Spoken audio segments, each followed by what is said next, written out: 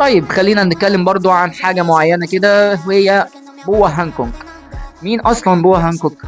بوا هانكوك هي امبراطورة الامازون ليلي. هي كانت في الاول في الاصل وهي كانت عبدة عند احد التنانين السماوية، هي واخواتها. في الفيديو ده انا هشرح لك مين هي بوا هانكوك بالتفصيل.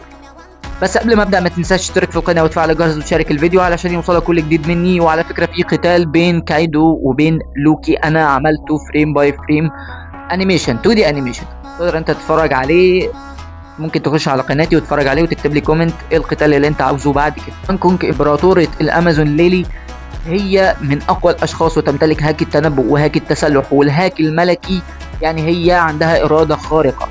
طيب ايه دورها في القصه؟ هي دورها في القصه محوري، وهي هيكون ليها تأثير خاص جدا جدا في القتال بين لوفي وإيمو في المستقبل. طبعا هي احنا عارفين ان هي معجبة بلوفي، بس هي تقريبا هتطلع زوجته في الاخر، يعني ده يعني حاجة كده مني.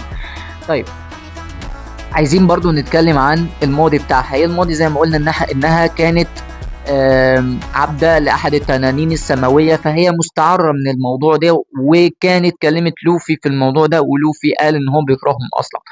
طيب آه يعني هي تقريبا شخصيتها هبلة قوي مع لوفي، بس وسط الناس كلها هي حازمة وقوية الشخصية، وتقدر وليها كلمتها، وتقدر انها تعمل اي حاجة.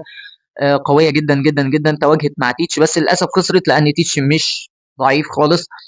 تواجهت مع ناس كتيرة جدا، هزمت رجالة كتير جدا، فيعني هي من الأشخاص القوية. وبرضو عايزين نعرف رأيكم في الكومنتات، ايه رأيكم في بو هانكوك؟